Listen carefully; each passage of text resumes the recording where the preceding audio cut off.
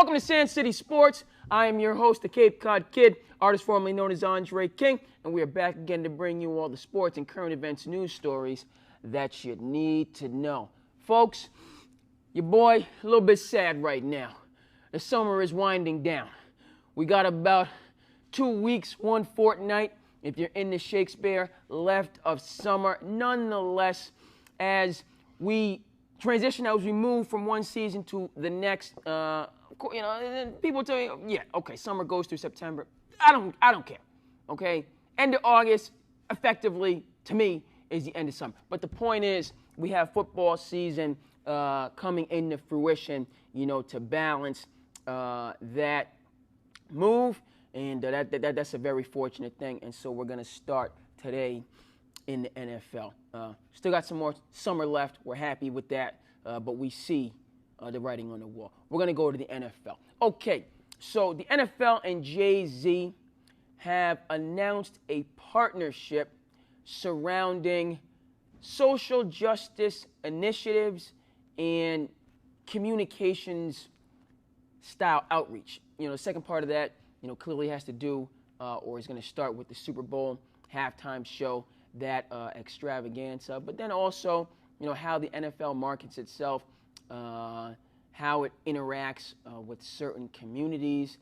Partnering with Jay-Z in that fashion makes a tremendous amount of sense. Nonetheless, the national anthem controversy and those figures at the heart of it, of course, I'm speaking about one Mr. Colin Kaepernick, and Jay-Z's support of Kaepernick has created additional storylines and narratives surrounding this partnership.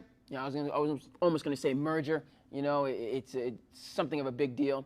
Obviously, the NFL, most profitable sports league in the world, and then Jay-Z very recently became a billionaire in his own right. But I want to address, unpack, deconstruct this Jay-Z, Colin Kaepernick, NFL situation that we're looking at. First and foremost,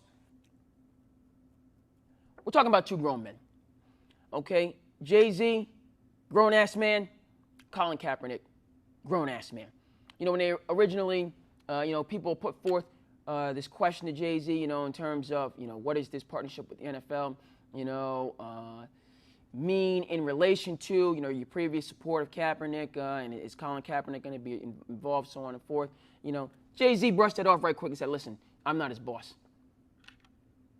Two grown-ass men. If Jay-Z has a business opportunity, a very lucrative business opportunity, a culturally transformative business opportunity, the man's got to take it.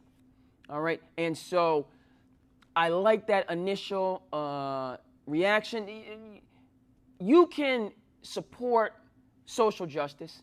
You can be against police brutality. You can be in favor of communities as a whole, all sectors. Law enforcement, fire, ambulance, public education, all of the things that go into making our society function at a high level and effectively and work for all of us. A lot of things, we don't even appreciate. You can adamantly support that. And we're going to get to some initiatives, that, where people put their money where their mouth is. We're going to get to that later on in the show. And at the same time, still do good business. I frankly, some of the arguments and the narratives, people criticizing Jay-Z, I have no time for it. I respect their vantage point and those opinions. Let's make that clear. I'm not saying that those arguments against are somehow invalid. They're certainly valid, and people have the right to their opinion, so on and forth. But as we've mentioned on this show, previous episodes, you don't have a right to your own facts. Not that my argument necessarily is 100%, but we have to work this out, and I am firmly in favor of this partnership and the benefits and the possibilities, that it could allow for. Continuing on, Jay-Z happens to be a friend, Mr. LeBron James. That was LeBron's favorite artist when he was a young warthog coming up through the ranks in Akron, Ohio. And 17, 18 years later, they're both effectively billionaires. Not sure if LeBron has gotten there, but he will be there if he's not very soon. What is the connection I'm trying to make, among others? Fact of the matter is, you're talking about two people who in the very near future, probably, most likely, almost definitely, will be NFL owners. Okay, and so for Jay-Z, this initial partnership is putting him well on the road towards that, and LeBron, through his camp and his representatives, most notably Maverick Carter, has already intimated that LeBron is most interested in not only owning an NBA team, but also owning an NFL team. That is something that's outstanding for both of those games writ large. And again, all of these social and political policies and changes that people would like to see. Listen, let me give you a little quick hint, okay? None of it will come to fruition unless you have power. Have to give a shout out to one Mr. Bob Caro and his transcendent book that I'm working through right now, The Power Broker, okay? And it looks at this very point. The things that you would like to, you always hear people say, oh, why don't we do this? And why don't we do that? Oh, America, richest nation in the world. Why do we have poor people? Why do we have these issues? Okay? We're also one of the, if not the most significant democracy in the history of the world. Okay? And that is the platform. It's through our system of government, you see the history teacher in me coming out right now, that these changes can take place. And you're going to need, obviously, the popular support in that realm, the realm of politics and democracy, and you're going to need the dollars. Okay? Back to Jay-Z and his partnership with the NFL. This is creating the public opinion. Got to manufacture consent, as Mr. Noam Chomsky taught us in that outstanding book referenced notably in the movie Good Will Hunting. Okay, you have to get people behind what you're pushing for and what you think is going to make society great on the one hand, and you have to have the funds, okay, to create the resources to make it actionable in the real world. Jay-Z partnering with the NFL, great thing for those reasons. The man's already a billionaire. I don't care if he has more millions and billions of dollars. That, great. He's filthy rich, and he's going to be filthy rich. We all knew that. Okay? But the things that he stands for that I support, and I believe a majority of Americans support that were previously referenced, these social justice initiatives and things that bring people together, tear down these walls, that separate everyday Americans. There's going to be, in my view, notable progress in that realm beyond the game of football based on this partnership. Firmly in support of it. Now, over to Colin Kaepernick, because that needs to be addressed as well in my views. He's done the promo, the ad campaign. Let me check my time, because I get going plenty of time. Good, great, excellent. In terms of, denied work for, over 800 days. For me, respect the campaign. Denied work, that can be a little bit much for me. Here's my, getting to the point about Colin Kaepernick. Is Colin Kaepernick good enough to be in the NFL right now, today, yesterday, tomorrow, so on? Yes. he's good enough to be in the NFL. Is he good enough to be a starting quarterback to me? No. But he's good enough to be a backup for any of the, or any number of the 32 teams, and then work his way into, that starting role if given the opportunity. Firmly, immovably, I'm in that camp. Now, also needs to be, also needs to be recognized, okay? The NFL starting quarterback position is the most prestigious role in all of sports. It's the most prestigious across the board. I don't care if soccer is the most popular game globally, okay? The NFL is the biggest sport, okay, in the most influential country. The starting quarterback for these 32 teams, most prominent position. If you want one of those 32 jobs, you gotta go all out. You gotta go above and beyond. You gotta be no holds barred. Eye of the tiger, Rocky 1, 2, 3, the whole nine. Okay, and this is the argument, a quick aside, we had the conversation a few years ago about black actors and black filmmakers. All right, Chris Rock hosting the Oscars, made this point.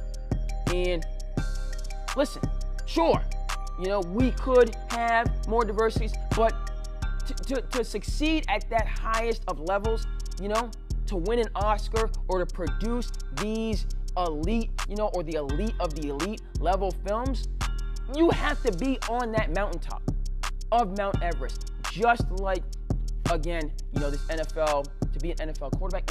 And the point is, black, white, yellow, green, or orange, okay? Yes, there's friendships, there is, nepotism, all those things that, it is, gritty, grimy, cheap, dirty, all the rest of that stuff that goes into who gets to be a star in Hollywood, and who, I think the NFL situation, a little bit less of the, but it might be just as gritty and grimy, okay? But beyond that, you have to be the goods. If you are an actor that can deliver that $1 billion plus valuation that these producers demand for these high budget films,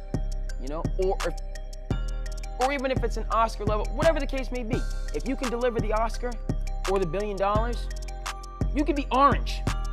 They're taking you, as far as I'm concerned.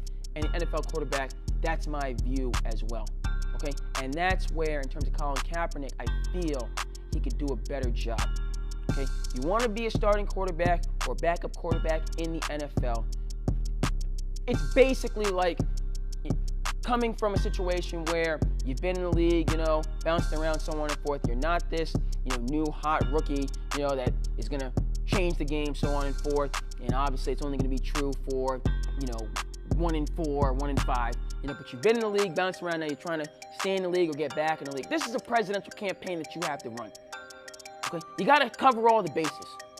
You got to go on First Take, Skip and Shannon, Speak for Yourself, Jalen, whatever, and get the word out.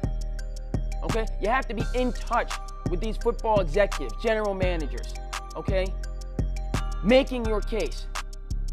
And then you got to be, we need to see production on the field. Go to some, you got to do all of these things. And my issue, with Colin Kaepernick is I don't see that. I don't see the campaign. Whether it be Call of Duty, okay, whether it be politics, okay, whether it be fourth quarter to win, I don't see that from Colin Kaepernick to get himself into a position where he can lead, that fourth quarter campaign, and get the team the W. Okay, so big picture, Jay-Z and his partnership, with the NFL and how that relates to the social justice campaign that Colin Kaepernick spearheaded with his national anthem protest. I do not believe these two occurrences, happenings, developments are antagonistic towards each other. I believe that they can coexist and coexist very effectively for the reasons given, and that's what I'm looking forward to seeing. Looking forward to seeing Jay-Z becoming an influential, or a contributing member of the NFL community, and the goals that Colin Kaepernick expressed with his national anthem protest being achieved through that lens. And Colin Kaepernick, 2 weeks till the season starts, and then, season's going to go a number of different ways. I want to see you out there, okay, making these connections, getting yourself in the mix to be a part of the NFL in the 2019 season. Went a little bit on and on with that. Don't have a problem with it, because we're going to stay in the NFL because we have some other business to discuss. Your boy Jerry Jones, in typical Jerry Jones fashion, has lost his goddamn mind. The man, he done lost his mind. Okay, talking about Zeke who? Okay, that's the reason, as we mentioned on previous episodes, the Dallas Cowboys have won 4 playoff games in the last quarter century. Won a championship in 95. They done won 4 playoffs games. It's about to be 2020. Okay? That's 25 trips around the sun we're talking about. And you don't won 4 playoff games. That's the reason right there. Jerry Jones talking about Zeke who? He's the best player on your football team, and he is absurdly, drastically, disrespectfully, abominably underpaid. Okay? Jerry Jones out here having the richest team in professional sports. Okay? With that abhorrent record. I don't even know if the man can spell winning. How, derelict the Cowboys franchise has been since he ran Jimmy Johnson out of town. Okay, and this is exactly you're talking about your best football player. We've discussed it on previous episodes. Okay, I'll get into it again. Okay, what NFL running backs have to face right now is I don't know. It is basically heinous. That's an overstatement. Hey, I need another adjective. I can't find it. Okay, but it's bad. It's bad. You're talking about 4 years they got to play on a rookie deal. Then a team can franchise them for 2 years, okay, and then cut them. Lifespan for NFL running back, everybody knows, 3-4 years at their peak. Now you can be one of these workhorses, people talk about Frank Gore, love Frank Gore, monster. Okay, Adrian Peterson, hanging on, playing 10 plus years. But your peak earning years, if you're a running back, is at the front of your career, all right? But the situation is, you could be, again, like an Ezekiel Elliott, best player on your team, making $4 or $5 million a year for the next 1 or 2 years and a couple franchise tags, then you're done. You never get that big payday. All right, and the situation is accelerated by the fact that Dak Prescott, again, we done mentioned it. NFL, network said who's the best 100 players in the league. Zeke, this is NFL people. Players, coaches, executives, whole nine. Fantasy champions, they weighed in. Who the best 100 players in the NFL? Zeke was 16 on the list. Firm. Okay, close to the top 10. Not negotiable. Dak Prescott didn't make the cut. Not even top 100. Some people going crazy. Maybe not even top 200. I think that's a little bit wild. But the fact that, Zeke is 10 times better than Dak Prescott at what he does. Dak Prescott just happens to play, again, one of those 32 prestigious positions. So he's out there rejecting $30 million a year. Okay, so that accelerates this concern. Okay, now back to the gridiron, back to, what, any given Sunday and what makes a difference, when we get down to brass tacks. Now all of this, hype and, speculation and, this, all that thing that goes around, the stuff that I love, that goes, but the actual game itself. If you think, or if anybody thinks that the Dallas Cowboys are going to be successful without their best player, whom their entire team, not just their team, is based on him. Football people have weighed in. I'm stealing all those arguments. Okay? First of all, Dak Prescott, he can't win it for you. And that's just been proven. When Zeke, so you need Zeke there to set up the play action, to set up their entire scheme to make their offense go. Next, You don't have Zeke out there gobbling, eating, munching up yards to keep the defense off the field. That defense is no longer top 5 defense. Throw Dak out there by yourself with a couple bum running backs who nobody respects, so they load up again and force Dak to beat them with the pass. You're talking about a couple, 3 passes, 3 and out, defense back on the field. Okay? Then another 3 and out, defense back on the field. Okay, everybody knows. I'm not even a football guy. Everybody knows. Okay, Dallas Cowboys, the defense is going to drop, and the defense, they don't have a top 5 defense. Forget about it. They ain't making the playoffs. Okay, you can write that up. Ezekiel Elliott, their best player, their most important player. They need him to be in the mix. Come on in. No problem. We keep the show moving and grooving. We got a lot of things going on here at Cape Cod Media Center, a lot of talented people, so we're working together. Okay? I'm not done with Jerry Jones. We're going to continue with Jerry Jones. Okay? So you don't have Zeke. The whole kit and caboodle goes right down the drain. Now, he might not be concerned because he's been losing for decades and still has this most profitable franchise. So maybe he'll build another stadium. Okay, spend another $1 billion. Okay, he don't care. All right, but this this could have been resolved differently had Jerry taken a little bit more tact. But that's never been his way. Again, you run a Hall of Fame coach out. I'm still upset that Jimmy Johnson got ran out of town. Okay, he could have 5, 6 chances. They could have been the Patriots had Jerry Jones been had a different kind of way. But no, he is who he is. He's not changing. He's not teaching the old dog new tricks, so he wants to keep playing those games. And that puts the Dallas Cowboys, for me, from a team that could have made the playoffs and been in the mix to now, okay, Zeke hold out like Le'Veon Bell. They're done. Not making the playoffs, and I don't know. Jerry will still make money. The franchise will still be profitable, but I just don't understand how if you're a Cowboys fan, that is a story we'll have to get there. A novel can be written.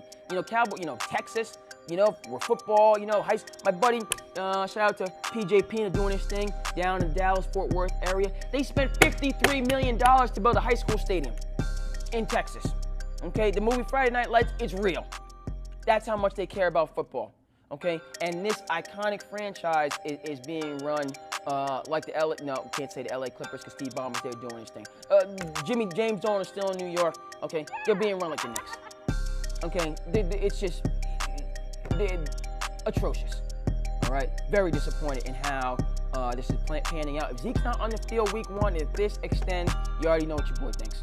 Okay, Dallas Cowboys not making the playoffs. This is going to be a dumpster fire season. Okay, we got to move on to the NFL. Kyler Murray, Arizona Cardinals. Very intriguing storyline here for a number of reasons. First of all, I like this kid. He's talented. He's the goods.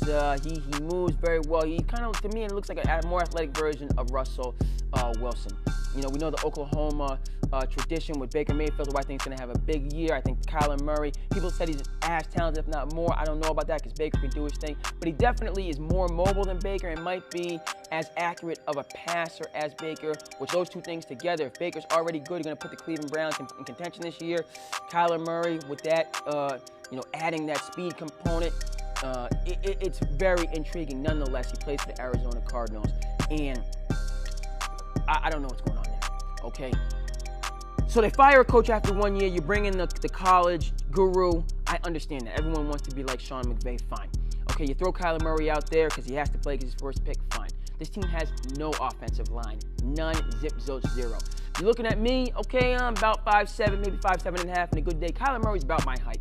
He's maybe 5'9". Okay, the man, he's not 5'10". He's a small dude. Sure, he's tough, football, so on and forth, got drafted in football and baseball, whatever. He's not a very big guy, okay? He has one of the worst offensive lines in football, major concern. They don't have very many skill players. They have a number of their playmakers on the defense, Patrick Patterson amongst them, out, okay? And here's where I'm really getting.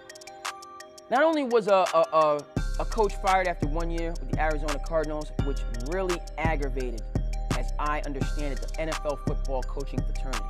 The coaches themselves, Rex Ryan was on ESPN, thrilled by this terrible game that Kyler Murray had. And I believe that sentiment is generalized amongst other NFL coaches. I don't think they like the college coaches coming in, which is where the NFL is going. The new NFL, all about offense, can't touch the quarterbacks. What that shift the shift that has occurred that the old NFL fraternity is upset about is now it's about taking these college coaches and these college-style offenses and implanting them in the NFL with these new rules because it's all about offense. That's the sea change shift macro that's going on, and the NFL coaches not happy about it. John Gruden in the preseason games out here blitzing, okay, acting like it's a regular season game. I don't think it was coincidence that happened to be against the Arizona Cardinals, okay? So in terms of the way that coaches are going to view Cliff Kingsbury and want to put him in his place, I think that's real, okay? And that is another very bad omen for this very talented quarterback, okay? Not only does he not, so he doesn't have the tools, doesn't have the pieces, you're going to throw him out there, and then it's the situation where, okay, so if you're bad team, we're going to smack you in the first half, second half, we'll take it easy on you. But, people wanting to kind of stick it to the Cardinals because of this coach getting an opportunity, a coach not getting a fair shake, getting fired after 1 year. And, oh, by the way, that was an African-American coach. Yeah. So you can add that fuel to the flame. Now, the Arizona Cardinals, is there any racial component? No. Okay, that's just another unfortunate angle in this overall storyline in terms of the Rooney Rule and in terms of the difficulties that are in place in terms of African-American coaches getting an opportunity. But you can throw that in the mix as well with the Cardinals. We have problems. Okay, this is concerning. And so, listen, again, I'm a small, you know what I mean? So I root for Kyler Murray. He has the talent. I'm excited for him and what he could do in the NFL. And I got family in AZ, okay, out there. I love Arizona. So I hope the Cardinals are I mean, quick time check. Okay, we doing what we doing. But we got some bad signs and some bad omens. And the kid Danny Jones out there for the New York Football Giants, I wish Kyler Murray was in that type of a situation where there was no pressure.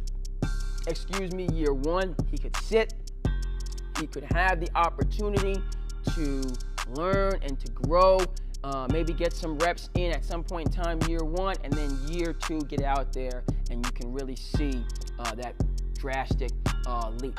That quarterback for the Kansas City Chiefs. I believe that's the route he took, and in his second year, but his first year getting an opportunity, all he did was win NFL MVP, and just set the game, completely on fire. This kid Danny Jones, he's fortunate, to be in that situation. Kyler Murray nowhere near as fortunate. So I just hope they protect this kid in year one, and then get the pieces around him so that he can be out there year two. But Arizona Cardinals, that's going to be, you're looking, I'm very interested, his first 4 weeks, how they stand up against this tidal wave that's coming after them. Okay, let's check. Yes. Finally, in the NFL, briefly, Josh Gordon reinstated here in New England. I like it. Narrative. So, he played well with the time that he had. This is a gentleman who has definitely had his trials and tribulations and continues to have his trials and tribulations. But I'm glad that he's getting this chance to beat the Patriots. And the odds are he's going to mess up again. That's just a fact. That's the fact of the matter. That's what they was going through. Kind of what happened with him. So on and forth. But the odds are he's probably going to mess up again. Nonetheless, I'm hoping that this is he can help the team. He can make it through the season. He definitely produced last year, and we can go from there. We got some good people here. The Cape Cod Media Center. How you doing, Rosario? So on and forth. They're coming on next. We got about 10 more minutes. And we're gonna move it. We're gonna keep it moving and grooving. So, we'll kick over to basketball now, because Team USA. I like Pop. You might say I love Pop. Pop's my guy. But the roster, it hurt my heart when De'Aaron Fox, who's on my fantasy team, who I have high hopes for, decided to withdraw from Team USA. That was a huge red flag to me. Yes, it's the World Cup. The World Cup, used to be World Championship back in the good old days. Now they want to call it World Cup. That's fine. To kind of make it more relatable, international community, great. you're not going to have your A team for these events. You get the A team for the Olympics. They don't even have the B team. I'm thrilled that 4 Celtics are on the team. I think it bodes well for our season. Shout out to Kemba Walker, Marcus Smart, Jason Tatum, Jaylen Brown. Celtics are going to be in the mix in the East, period. Okay? And this experience is going towards that. Not as talented as Milwaukee and Philly, but we're going to give teams a run. They're going to be top 4, and you know, this group, we expect, you know, we're going to get back to our blue-collar roots. Nonetheless, can we win this World Cup? Can we get the gold? Yes. But, you know, we don't even have the rising stars on the team, you know, and you know, Pop's a good guy. He's a good guy.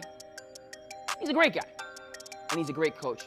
I'm not exactly sure why players are not responding to him in the same way they did to Coach K, who was absolutely loved, lionized, throw all the other adjectives out there that you want.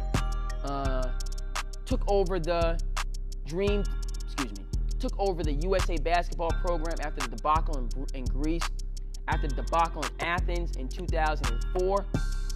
They lost in the World Championship in 2006, got the bronze medal, and that was the last loss on Coach K's resume. 08 gold, 12 championship.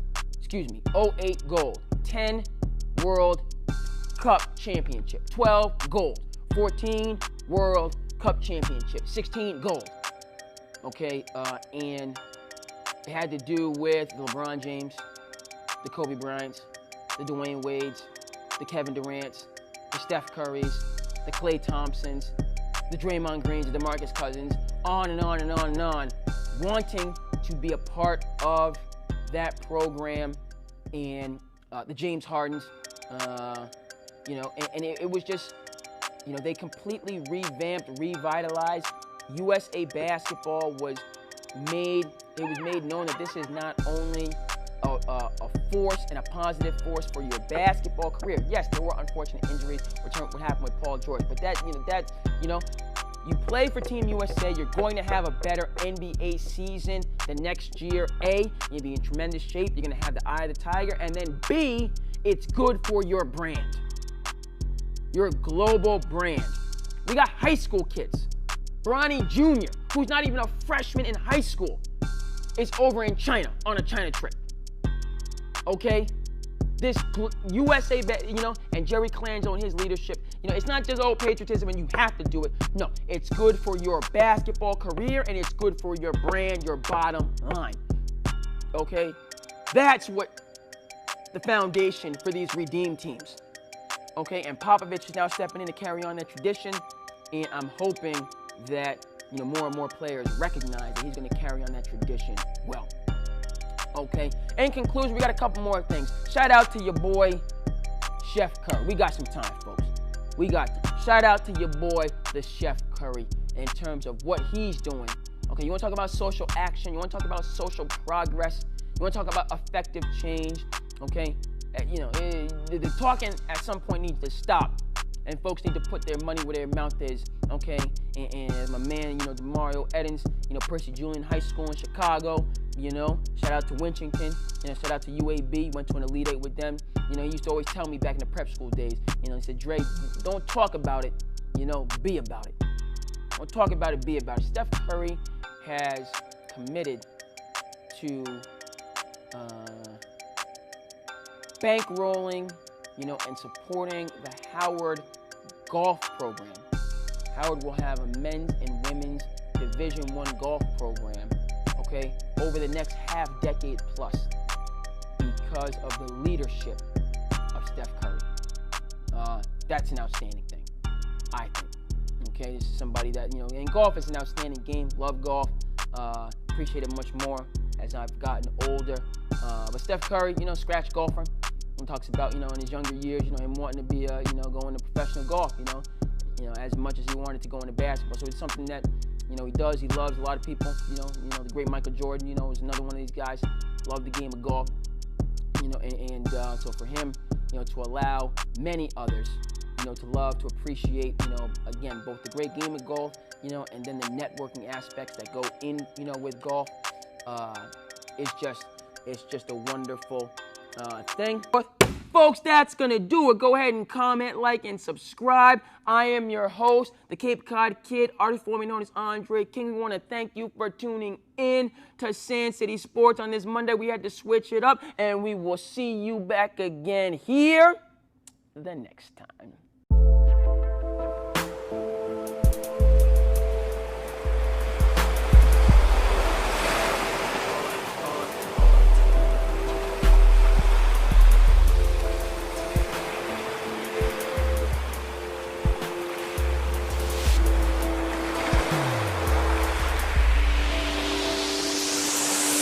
Yes, a piece of souls do sedate ourselves. Just a number of this pain we feel. Yes, at times we do hate ourselves, but each day we try to retake ourselves. So yes, a piece of souls do sedate ourselves. Just a number of this pain we feel.